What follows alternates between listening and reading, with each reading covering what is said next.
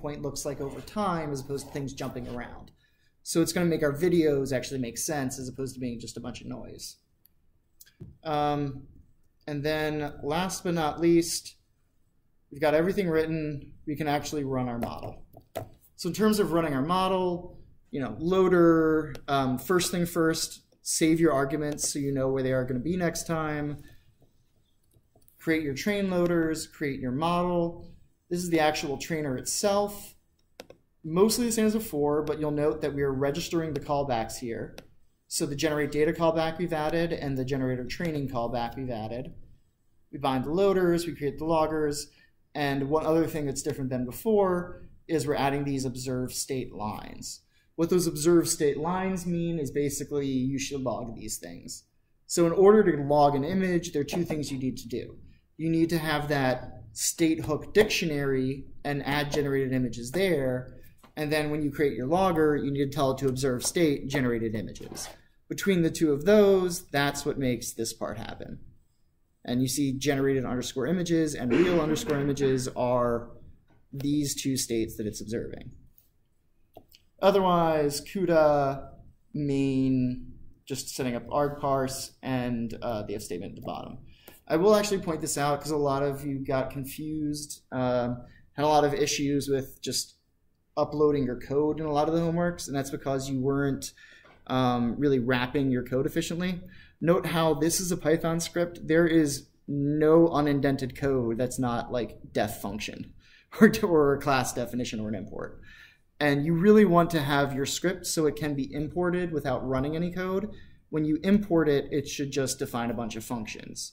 So what that means is this if name is main, that only runs if it's the main script. If you just import it, nothing runs. And the reason it's broken out like this is, see, main, this main function call passes the system arguments to the main function, and the main function here does its arg parse. The reason it does it that way is if you have another function or another file that you want to be able to use this file, you can both run it from the command line, but you can also directly call main. So the way that actually works in practice is you see kind of in the Pi notebook how to call it. So you can do something in your code like that, and when you run that, it's basically equivalent to running on the command line. You can imagine what it's doing, but that way you can write something that's a script and can run standalone, and at the same time can be used by other scripts.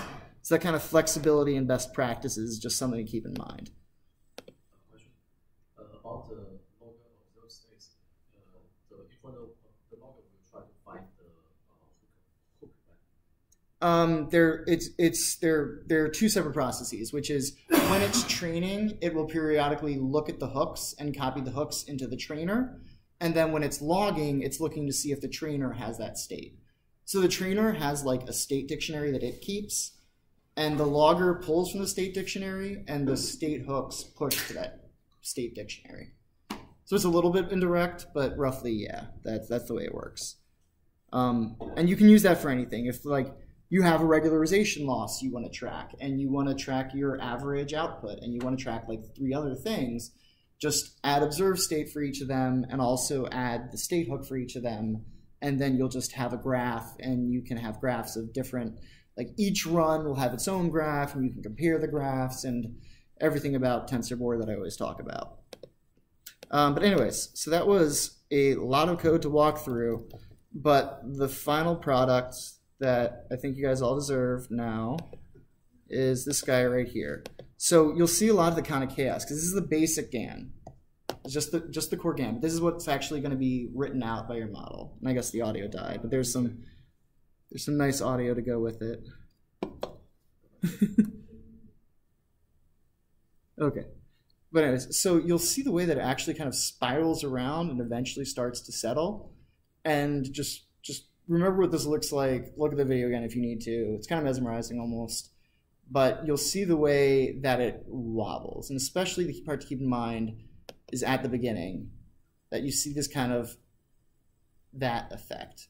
That is what GAN training looks like with the traditional GAN. And eventually it starts to catch on, And we're not going to watch the entire thing because I've got several videos. But by the end of the video, it actually does start to settle down, and you see the numbers forming to you know, those look like MNIST digits, and that is what our code so far produces.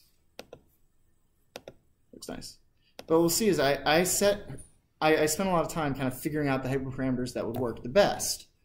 So if we compare that to this one, which is, see, when I ran this, I changed the generator frequency hyperparameter, and I changed the directory I save it to, and that means that save directory is going to have a file which says what the generator frequency is. It's going to have a separate graph.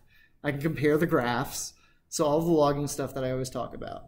Anyways, so with a slightly different generator frequency, you see completely different behavior, and that's because GANs are just not so... Oh, that one worked. It's kind of good. But yeah, this is what, again, with incorrect hyperparameters looks like. I just changed one parameter, and that's the cyclical kind of weird behavior. This is our...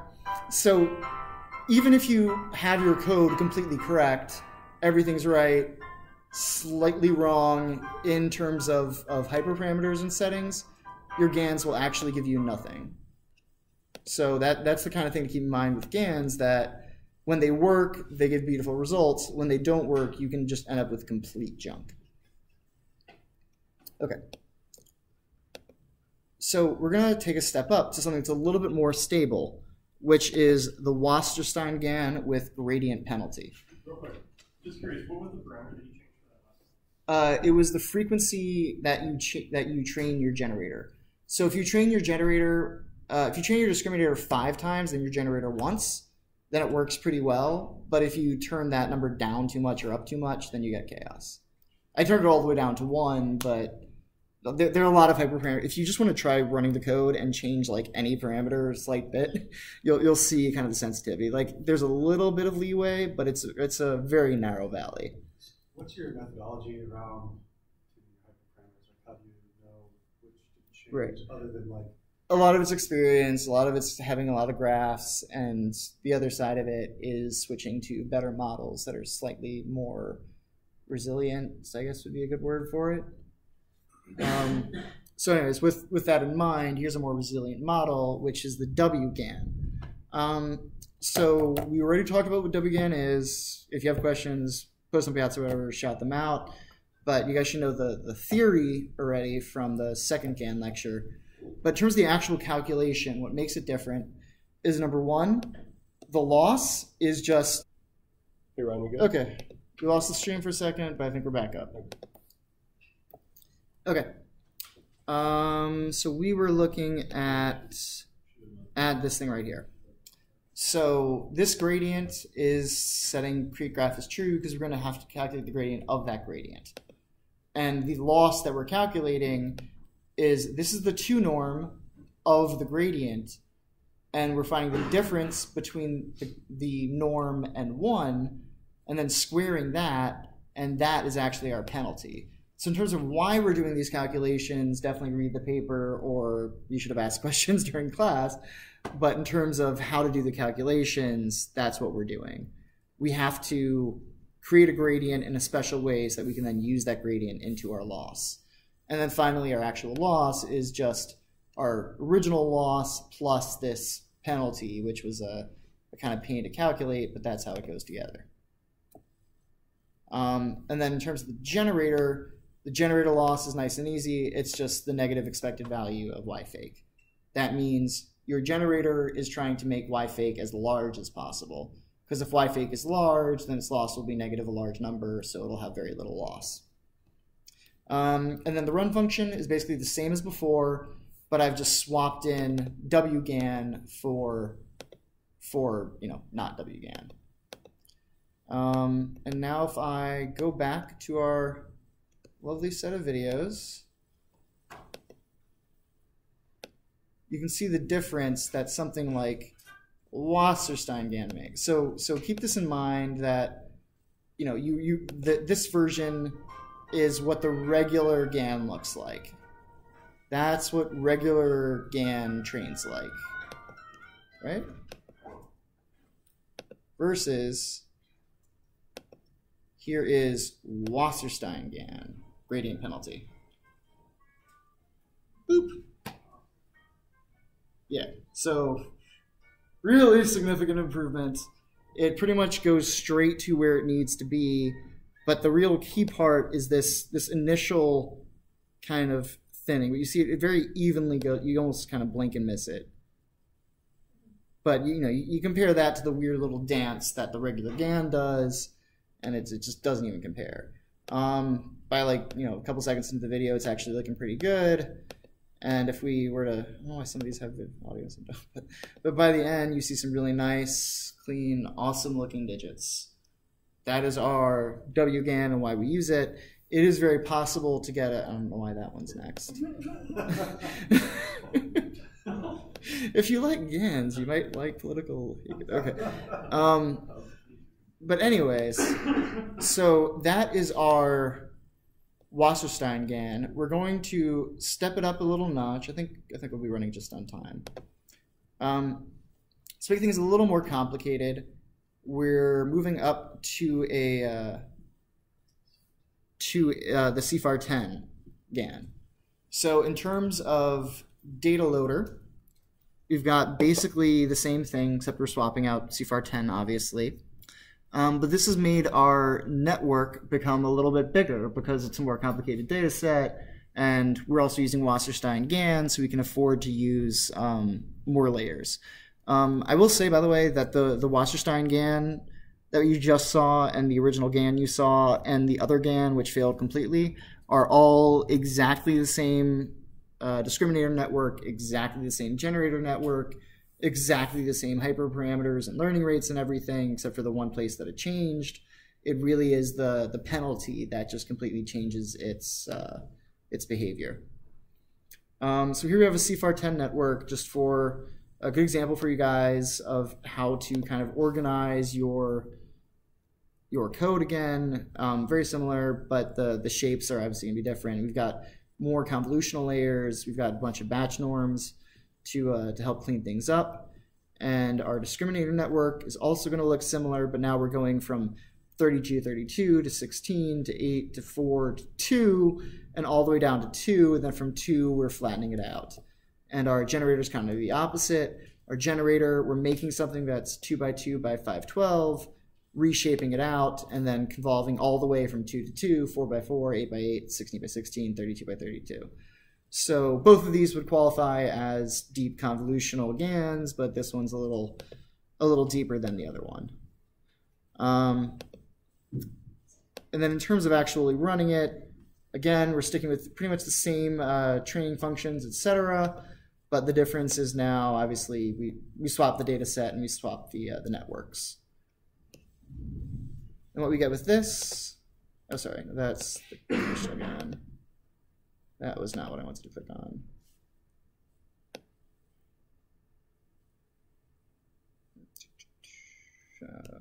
Keeping on CFAR 10. Yeah. Yeah, so now I've got actual images. I assume you guys know what CFAR 10 looks like. But this is kind of just giving you guys experience of what GANs look like when they train. You see a lot of that kind of like flickering and getting slightly brighter, slightly darker as they slowly kind of morph into images variously. It's not the deepest network, but it is able to get pretty reasonable results on CFAR 10. Remember, these are just like pictures of boats and dogs and streams and this, that, or the other. A lot of frogs in it, things like that.